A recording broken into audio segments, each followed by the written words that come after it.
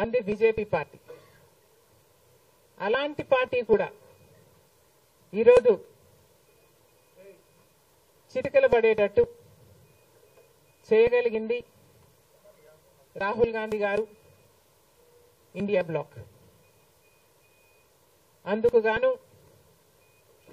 దేశ ప్రజలందరూ కూడా రాహుల్ గాంధీ గారిని అభినందించక తప్పదు. బీజేపీ పార్టీ ఒక మతతత్వ పార్టీ అని మతం పేరుతో చిచ్చు పెట్టడం, ఆ మంటలో చలి కాచుకోవడం బీజేపీ చేస్తున్న రాజకీయాలని మణిపూర్ ఘటన ద్వారా రుజువు అయింది. కాబట్టి బీజేపీ చేస్తున్న పొరపాట్లన్నీ ప్రజలు గమనించారు. కాబట్టి ప్రభుత్వానికి చెందిన ఆస్తులైతేనేమి వాళ్ళ బినామీలకు కట్టే ప్రయత్నం చేస్తున్నారు. కాబట్టి ఈరోజు బీజేపీ చేస్తున్న అరాచక పాలన వల్లనే ఈరోజు బీజేపీ పార్టీకి మెజారిటీ తగ్గడానికి కారణం. ఇంకొంచెం ఉంటే ఆల్మోస్ట్ బీజేపీ పార్టీ అసలు ప్రభుత్వమే ఏర్పాటు చేయలేని స్థితికి ఈరోజు బీజేపీ పార్టీ దిగజారిపోయింది. ఇలాంటి ప్రభుత్వం ఎన్ని రోజులు ఉంటుందో చెప్పలేని పరిస్థితి ఈరోజు ఉంది. కేంద్రంలో బీజేపీ పార్టీ అధికారంలో ఉంది అన్న మాటే తప్ప పవర్ మాత్రం ఈరోజు బీజేపీ చేతిలో లేకుండా పోయింది. ఎందుకంటే ఈరోజు బీజేపీ పార్టీ వాళ్ళ స్ట్రెంగ్త్ కోసం ఇతరుల మీద డిపెండ్ అయ్యే పరిస్థితి ఈరోజు బీజేపీ పార్టీకి కల్పించడంలో కాంగ్రెస్ పార్టీ, రాహుల్ గాంధీ గారు, ఇండియా బ్లాక్ సక్సెస్ అయ్యారు. దేశవ్యాప్తంగా ఇది పరిస్థితి అయితే ఇక రాష్ట్రంలో చంద్రబాబు గారు కూటమి, పవన్ కళ్యాణ్ గారు బీజేపీతో కలిసి ఇక్కడ ప్రభుత్వం ఫామ్ చేయడం జరిగింది. ఈసారి జరిగిన ఎన్నికలు రాష్ట్రంలో చాలా విచిత్రంగా, అన్ప్రిడిక్టబుల్ గా, అన్ప్రెసిడెంటెడ్ గా ఈ ఎన్నికలు నిలిచాయి. కారణం ఏమిటి అంటే ప్రజలు చాలా డిసిసివ్ గా ఒక నిర్ణయం తీసుకున్నారు. మాకు మార్పు కావాలి అన్న నిర్ణయం ప్రజలు తీసుకున్నారు. కాబట్టే ఈ ఎన్నికలు ఒకే డిసిషన్ మీద ఆధారపడి జరిగిన ఎన్నికలు. For Jagan, against Jagan. ఒకటే డిసిషన్ గా ఈ ఎన్నికలు నిలిచాయి. For Jagan or against Jagan. Against Jagan అన్న మార్పు కావాలి అన్న ఈ గట్టి డిసిషన్ ప్రజలు తీసుకున్నారు. కాబట్టి ఈరోజు వాళ్ళ ఓటు వేస్ట్ కాకూడదు అన్నట్టుగా చాలా డిసిసివ్ గా they voted with a vengeance for change. ఇది అవునన్నా కాదన్నా ఇది వాస్తవం. కేవలం అంత గట్టి నిర్ణయం ప్రజలు తీసుకుని మార్పు కావాలి అన్న అంత గట్టి డిసిజన్ తీసుకున్నారు. కాబట్టి ఇన్ ద ప్రాసెస్ ఈరోజు కాంగ్రెస్ పార్టీ కూడా అనుకున్న మేరకు పర్ఫామ్ చేయలేకపోయింది.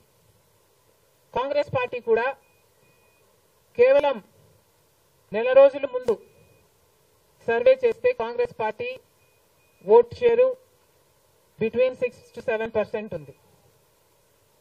దాన్ని మేము కష్టపడి పనిచేస్తే నేనే స్వయంగా 64 కాన్స్టిట్యుయెన్సీల్లో క్యాంపెయిన్ చేయడం కూడా జరిగింది.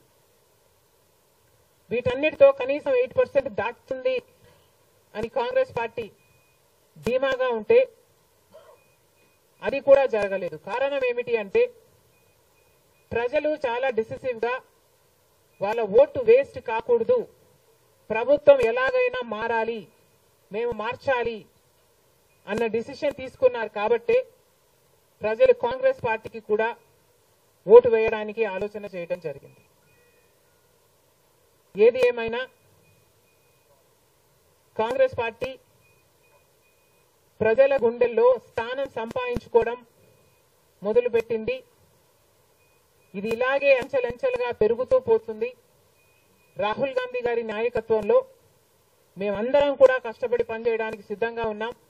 అటు కేంద్రంలోనైనా ఇటు రాష్ట్రంలోనైనా కాంగ్రెస్ పార్టీకి మంచి భవిష్యత్తు ఉంటుందని 2029 కల్లా మేము ఒక మంచి పొజిషన్లోకి రాగలమని నమ్మకం మా అందరికీ ఉంది. ఈరోజు చంద్రబాబు గారు ముఖ్యమంత్రి ప్రజల తీర్పును గౌరవిస్తూ ఆయనకు మరొకసారి శుభాకాంక్షలు తెలియజేస్తుంది కాంగ్రెస్ పార్టీ. అలాగే చంద్రబాబు గారికి మరొకసారి గుర్తు చేస్తుంది కాంగ్రెస్ పార్టీ మన రాష్ట్రానికి రావాల్సిన ప్రత్యేక హోదా. ప్రత్యేక హోదా అన్నది ఆంధ్ర రాష్ట్ర ప్రజల ఊపిరి. 10 సంవత్సరాలుగా మోడీ గారు బీజేపీ పార్టీ ప్రత్యేక హోదా విషయంలో ఆంధ్ర రాష్ట్రాన్ని ఆంధ్ర ప్రజలను మోసమే చేశారు. 10 సంవత్సరాల క్రితము ఎలక్షన్లకు ముందు మోడీ గారు వచ్చినప్పుడు 10 సంవత్సరాలు ప్రత్యేక హోదా ఇస్తాము అని తిరుపతిలో మాట ఇవ్వడం జరిగింది మోడీ గారు. అప్పుడు చంద్రబాబు గారు చెప్పిన మాట 10 సంవత్సరాలు సరిపోదు, 15 సంవత్సరాలు కావాలి అన్నారు అదే సభలో. కానీ 10 సంవత్సరాలు గడిచిపోయినా కూడా ఈ రోజు వరకు కూడా బీజేపీ పార్టీ ఆ మాటను నిలబెట్టుకోలేదు. కానీ ఇప్పుడు చంద్రబాబు గారు మద్దతు ఇస్తున్నారు కాబట్టి బీజేపీ పార్టీ అధికారంలో నిలబడింది. ఈ విషయం మోడీ గారు గుర్తుపెట్టుకోవాలి. ఎందుకంటే ఈరోజు ఆంధ్ర రాష్ట్ర ప్రజల ఎన్నుకున్న ఎంపీలు కనుక బీజేపీ పార్టీకి చంద్రబాబు గారు మద్దతు ఇవ్వకపోయి ఉంటే అసలు బీజేపీ పార్టీ అధికారంలో ఉండే ప్రసక్తే లేదు.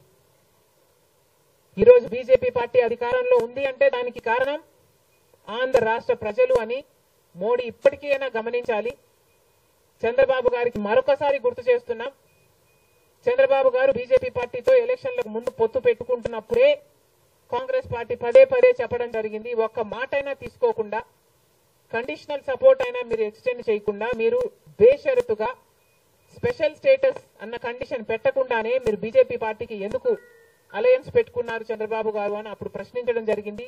ఇప్పుడు మళ్ళీ బీజేపీ పార్టీ చంద్రబాబు గారిని డిమాండ్ చేస్తుంది.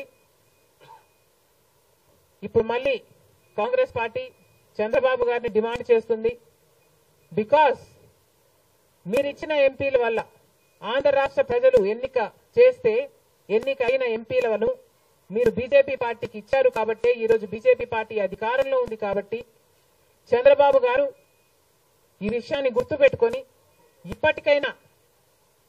ఇప్పటికైనా మొండి పట్టైనా సరే స్పెషల్ స్టేటస్ అన్నది ఆంధ్ర రాష్ట్రానికి అవసరం కాబట్టి ఇప్పటికైనా స్పెషల్ స్టేటస్ మీద చంద్రబాబు గారు సీరియస్ గా వర్క్ చేసి ఇది సాధించుకు రావాలి అని కాంగ్రెస్ పార్టీ ఆంధ్ర రాష్ట్ర ప్రజల తరఫున డిమాండ్ చేయడం జరుగుతుంది.